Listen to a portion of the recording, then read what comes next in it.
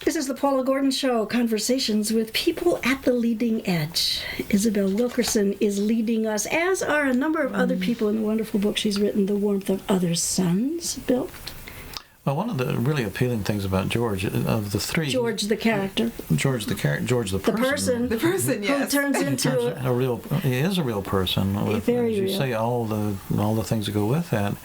He's the only one of the three that is effectively a civil rights worker. Yeah. His willingness, he's that classic... Without ever thinking of himself that way. But he's also that classic Pullman porter. You bet. Oh, yes. Except he wasn't a Pullman porter, he was a porter. Yeah. But the unique role of that group of people, and I really had not understood that it wasn't just that they were, they had paying jobs, and it wasn't just that they were organized.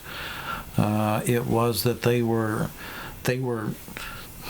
I'll use her word. They were the midwives. Well, they were the porters on what was effectively the Underground Railroad, going and they were both the servants, ways. the overground railroad in this case. Well, it was both. Well, I like how you call this the overground in comparison to the underground, because that really is that's a meaningful comparison, isn't it? And it reminds you of the fact that many of them were essentially escaping. Yes. It emphasizes the escape nature of the including in migration. caskets and boxes. I have to say that is the most moving story to me for multiple reasons. Arrington High, who ran into trouble, and it didn't take much for an African American to run into trouble with the Southern Sheriff authorities in Mississippi by writing about the fact that many of the white politicians were consorting with black prostitutes. And this would be what year? This was 1951. Before Brown versus Board of Education of Topeka, Kansas. And he was, as his sentence, they sentenced him to basically life in an insane asylum in Mississippi, which is for not writing this article for sedition. That is not where you want to be in Mississippi, as you can imagine. As bad as Parchman was. The insane asylum was even worse. no recourse. There's no recourse. It was completely isolated in the woods. And what's so beautiful about that story is the fact that it took such an orchestrated effort. Nothing could go wrong to get him out of there. And if it did, he was dead. And the people who helped were dead. Yeah. And it required... Well, many were white. Exactly. Why I love the story is it required the absolute cooperation and secrecy and trustworthiness of blacks and whites to get him out. He could not have gotten out without the help of white people. Oh, don't tell him how he got out, but let me say, don't tell him. They got to read the book. Okay. No, the parallel to the French Resistance is so powerful. That's 500 copies right there. That's right.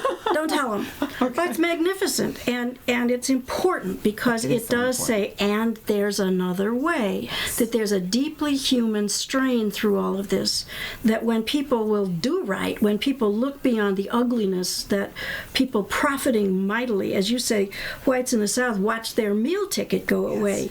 Well, that's right. Let me remind myself, slaveholders were so surprised when slaves didn't like slavery, and the Jim Crow advocates were, well, gosh, my meal ticket just went away. Did you, in the course of the 15 years of writing this book, did you fight your own sense of outrage with some of these stories? I think I had to look at it with a sense of astonishment and bemusement at how far human beings will go to maintain themselves and the system that they've created for themselves, really. Because I would have been absolutely in the depths of depression if I allowed myself to absorb the enormity of it. So at a certain point, I was reading a book a day. I was reading the work of anthropologists like Hortense Powdermaker. I was reading all these details about Jim Crow. I wanted to make it come alive for the reader. I wanted people to know exactly what you could and could not do if you were black or white in the South. And the things that I discovered, once I got started, I couldn't stop looking for more things. One of the things, of course, is that you could not play checkers in Birmingham. Black people and white people could not play checkers together in Birmingham. Somebody actually thought of that. They must have seen two people doing it and said, nope, we can't have that. And it became illegal. It was actually illegal. Black motorists could not pass a white person on the road, simply could not do it. They had to in their car, could not pass a white person in the road. If they were to come at an intersection, the white person would automatically go first. It didn't matter who got there first. So there would be these, as you can imagine, tense moments of waiting to see who's going to go first, and the black person saying, no, I can't possibly go, we just have to wait.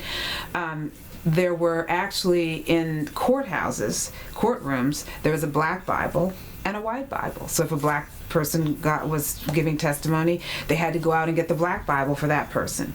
If it were a white person getting up to give testimony, we've got to find the white Bible for that person. Heaven forbid they both put their hands on and testify to God on the same Bible. One of your good friends, a poet who now teaches at Emory, whose name just eluded me. Natasha? Yeah, right? calls you a Southerner once removed. Yes. You are which is perfect, of course, she being a poet. You are effectively, you say of yourself, a second generation individual of the immigrant experience. Yes.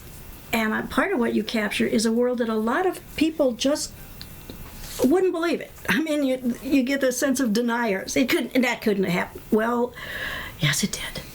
Let George and Ida Mae and Dr. Robert tell you about it. Was that part of what kept you from just going crazy? I think what I was focused on was the people themselves. They were beautiful, honest, open people who gave of themselves hours upon hours of their time toward the end of their lives, even though many of them were quite sick, and I didn't realize how sick they were.